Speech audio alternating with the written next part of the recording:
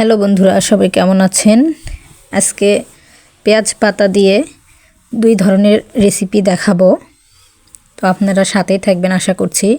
এ পর্যায়ে বলে রাখি, যারা এখনও আমার চ্যানেলটি সাবস্ক্রাইব করেননি তারা প্লিজ আমার চ্যানেলটি সাবস্ক্রাইব করে পাশে থাকা বেল বাটনে ক্লিক করবেন, যাতে সবার আগে আমার ভিডিও আপনাদের কাছে পৌঁছে যায়। লাইক কমেন্ট করে পাশে থাকবেন।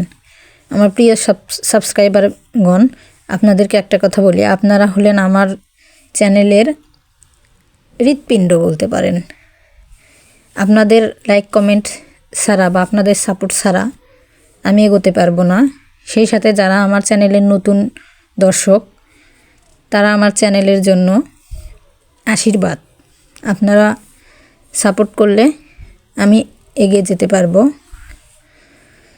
তো এখানে আমি সামান্য পরিমাণ সরিষা বেটে নেব আর পেঁয়াজ পাতা কিছু পরিমাণ বেটে নেব। এই যে পেঁয়াজ পাতাটা বাটা হয়ে গেছে, দেখুন কত সুন্দর কালার দেখাচ্ছে। এটা দিয়ে আমি একটা রেসিপি বানাবো, চলুন দেখাই। প্রথমে আমি একটা ডিম ভেঙে নিয়েছি, আপনারা চাইলে আরেকটা নিতে পারেন, আমি একটাই নিয়েছি যেহেতু অল্প পরিমাণ করব এই জন্য। ডিমটা একটু ফেটিয়ে নিচ্ছি। ফেটিয়ে নেওয়ার পরে এর ভিতরে আমি পেঁয়াজ পাতার যে বাটাটা রেখেছি ওই বাটাটা মিক্সড করব।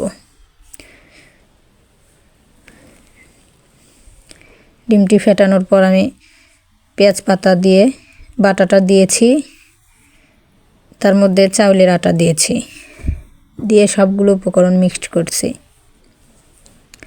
শুধু পেঁয়াজ পাতার বাটা, আটা আর ডিমটা আগে ভালোভাবে মিক্সড করে নিচ্ছি।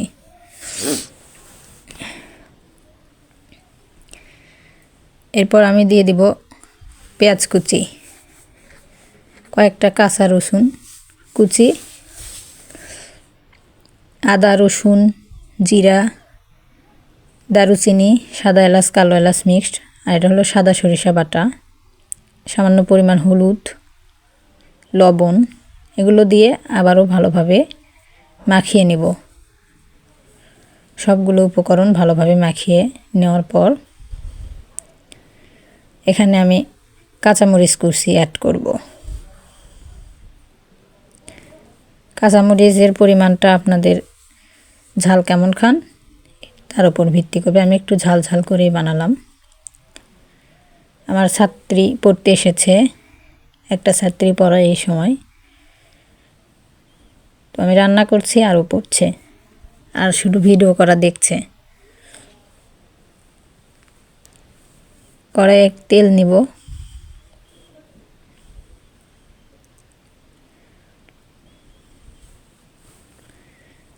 যে দেখুন অন্য পাশে অর্ধেক পেঁয়াজ পাতা আমি ভাজতে নিয়েছি, আর এ পাশে আমি যে মাখিয়ে রেখেছিলাম সেটা দিয়ে বড়া বানাবো।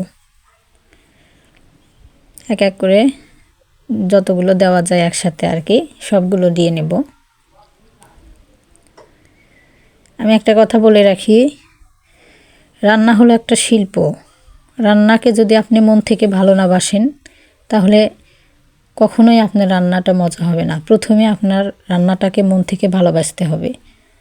আর যারা খাবেন তাদের প্রতি আমার একটা কথাই, সেটা হলো একটা মানুষ যখন রান্না করে তখন সে অবশ্যই চায় যে তার রান্নাটা যেন সবাই খেয়ে প্রশংসা করে, সবার কাছে যেন তার রান্নাটা বাহবা পায়।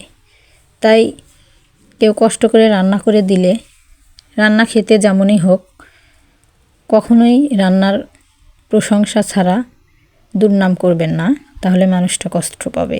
এই যে আমি বড়া একবার তুলে নিয়েছি, প্রথমবার যেগুলো দিয়েছিলাম, দেখুন কত সুন্দর হয়েছে, দেখতেও অনেক সুন্দর, খেতেও মাশাল্লাহ।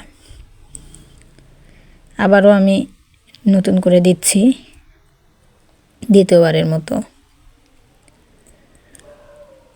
সবার এই রান্নাটা কেমন লাগলো আশা করছি ফিডব্যাক দিবেন, এবং আমার কাছে আগামীতে কী ধরনের ভিডিও আপনারা চান বা কী ধরনের রান্না আপনারা দেখতে চান অবশ্যই কমেন্টে জানাবেন। আমি চেষ্টা করব সেই অনুযায়ী ভিডিও বানাতে। ওই পাশে দেখুন আমি ওই বাকি পেঁয়াজ পাতা যেটা ভাজতে দিয়েছিলাম ওটা ভর্তা বানাবো। তেজপাতা থেকে যে পানিগুলো বের হয়েছিল প্রায় শুকিয়ে এসেছে। আমার আম্মা পরে এখানে একটা টাকি মাছ দিয়েছে। ফ্রিজে একটা টাকি মাছ ছিল বেশ কিছুদিন হলো, ওটা ভাবলাম যে এখানে দিয়ে দেই। সেটা ভিডিওতে অবশ্যই দেখাতে পারিনি আগে। এখন ওই যে বড়া বানানোর পরে বেশ কিছু তেল বেঁচেছিল কড়াইয়ে, ওই তেল থেকে কিছু পরিমাণ তেল এই ভাজিতে দিব। আর কোনো তেল আমি কাঁচা তেল দিব না। আপনারা চাইলে কাঁচা তেল দিবেন, কারণ আমার তেল বেঁচেছে সেজন্য ওই তেলগুলোই আমি ইউজ করলাম। দেখুন সিদ্ধও হয়েছে ভালোভাবে, দেখতেও কালারটা অনেক সুন্দর, খেতেও একটু ঝাল ঝাল। আমি একটু ঝাল ঝাল বড়া খেতে পছন্দ করি।